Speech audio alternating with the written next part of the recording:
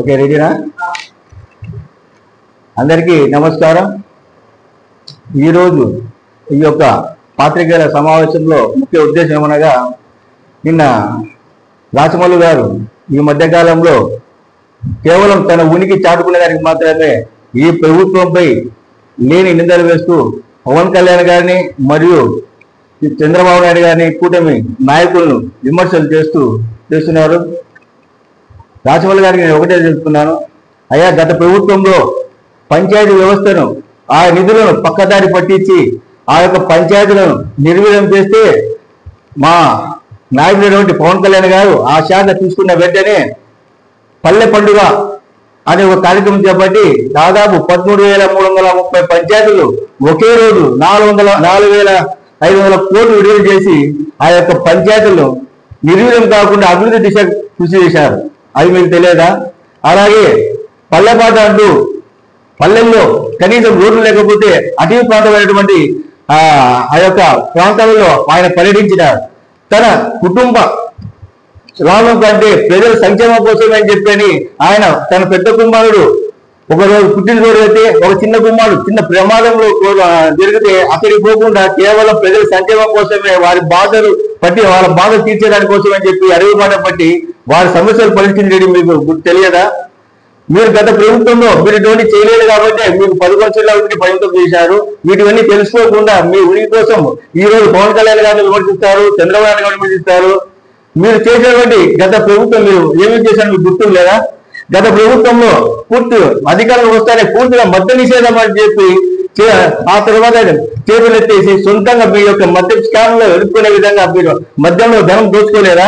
అలాగే ఏక నిరుద్యోగులకు జాబ్ క్యాలెండర్ అని చెప్పి మాయా మాటలు మోసం మాటలు చెప్పి ఆ తర్వాత చేతులెత్తలేదా? ఇటువంటివి లేకుండా కూటమి అధికారంలోకి వస్తానే జాబ్ క్యాలెండర్ డిఎస్సీగా మొట్టమొదటిగా గెలిచడం జరిగింది. అలాగే మీరు పింఛన్ విధానాన్ని దాదాపు ఒకేసారి పెంచుతామని చెప్పి కానీ పెంచకుండా ఏటా 253 రూపాయలు పెంచుకుంటా పోతే అలా కాకుండా పేద ప్రజలకు పింఛను మీద ఆధారపడిన వాళ్ళకు ఒకటేసారి పెంచి వాళ్ళ యొక్క ఆనందాన్ని పంచినటువంటి ఘనత ఈ యొక్క కూటమి అని చెప్పి రాచమల్లు గారు తెలియజేసుకుంటారు. అలాగే మీరు వాలంటీర్ వ్యవస్థ అంటున్నారు. వాలంటీర్ వ్యవస్థను ఎవరు చేసింది? మీ రాజకీయ స్వలాభం కోసం వారితో బలవంతంగా మీరు రాజీనామాలు చేసి మీ పార్టీ కార్యకర్తలుగా తిప్పుకొని మీరు మీ పార్టీ కార్యకర్తలు తిప్పుకొని మీ పార్టీ ప్రజల కోసం పనిచేసుకొని వాళ్ళ యొక్క భవిష్యత్తును అందాకుండా నెట్టారు. మళ్ళీ మేము వచ్చేసి మా కూటమి వచ్చేసి ఆ యొక్క వాలంటీర్ వ్యవస్థను దెబ్బతీసినామంటారు. ఈ విధంగా చెప్పుకుంటూ పోతే చాలా ఉన్నాయి. కాబట్టి ఇప్పటికైనా కానీ రాచమల్లు గారు మీరు తెలుసుకొని ఏదైనా కానీ డిప్యూటీ సీఎం పవన్ కళ్యాణ్ గారి పైన మాట్లాడాలి తప్ప తెలియకుండా ఇష్టానుసారం మాట్లాడితే మాత్రం చూస్తూ ఉంటుండేది లేదు. మీరు అభివృద్ధి అంటే పొద్దుట్లో మీరు ఏం అభివృద్ధి చేసిందో అందరికీ తెలుసు. ఏ సందులు ఎత్తుకున్నా కూడా గుట్కా ప్యాకెట్లు మీరే, మట్కా రాసేవాళ్ళు మీరే, క్రికెట్ బుక్కులు రాసేవాళ్ళు మీరే, మొత్తం మీరే మీ కమిషన్లో జరిగాయని చెప్పి ప్రజలకు తెలుసు కాబట్టి ఆ విధంగానే మీకు పిలిపించినారు. ఇప్పటికైనా కానీ ఇటువంటి మాటలు మానుకొని ప్రజలకు ఉపయోగపడే విధంగా పాల్గొనే విధంగా ప్రయత్నం చేయాలి తప్ప పథకాలు అంటారు. కొన్ని పథకాలు వాస్తవమే, పథకాలలో కొంచెం ఆలస్యం జరుగుతుంది. ఎందుకంటే మీరు ఆ ఆర్థిక వ్యవస్థను అత్తలాకుతలం చేశారు.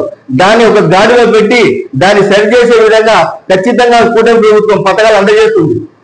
ఒక నెల అటు ఇటు పథకాలు అయితే పూర్తిగా ఏవైతే చెప్పినామో ఎందుకంటే ఖచ్చితంగా నెరవేర్చడానికి ఆ విధంగా కృషి చేస్తున్నాము. ఆ ఆర్థిక వ్యవస్థ చూసుకోవాలి కదా. అటువంటి ఏమీ లేకుండా మీ ఇష్టానుసారం ఇంకా చేయలేదని అంటారు. ఎందుకు చేయలేదు? ఇప్పటికీ దాదాపు వృద్ధాప్య పింఛను పెంచినారు. మళ్ళీ అమ్మఒడి మీరు అమ్మఒడి అనే ఒక పేరుతో చెప్పేసి ఇంటికి ఒకటికి ఇస్తే మేము అలా లేకుండా తల్లికి వందనం అని చెప్పి దాదాపు ఇంట్లో ఎంతమంది పిల్లలు ఉంటే అంతమంది మీ వైఎస్ఆర్సీపీ కార్యకర్తలు కూడా అది తల్లికి వందనం అని చెప్పి లెక్క పడింది. అది కూడా మీరు కార్యకర్తలు అనేది తెలుసుకోండి. మళ్ళా ఈ నెల ఆగస్టు 10 మహిళలకు ఉచిత బస్సు ఈ నెల 10వ తేదీన ఆరంభం అవుతుంది. కొన్ని ఆర్థిక స్థితిగతులను బట్టి దాన్ని బేరీ చేసుకొని ఒక్కొక్క పథకం ముందుకు కొనసాగుతుంది. అంతేగాని మీ ఇష్టానుసారం మేము అవి చేయలేదు మాత్రం మాటలు మానుకొని ప్రజలకు మాటలు ఇంకా చెప్పడం మానుకొని మీ మాటలు చెప్పడానికి మీకు తగు బుద్ధి చెప్పినారు. ఇంకా చెప్పాలంటే ఇంతకుముందు 11 సంఖ్య కాబట్టి దాన్ని 1 సంఖ్య చేసేదానికి ప్రయత్నం చేస్తున్నారు కాబట్టి అది చేస్తున్నట్టుంది. ఇకనైనా రాచమల్లు గారు ఏదైనా మాట తెలుసుకొని మాట చెప్పిందిగా జనసేన పార్టీ తరఫున తెలియజేసుకుంటున్నాను.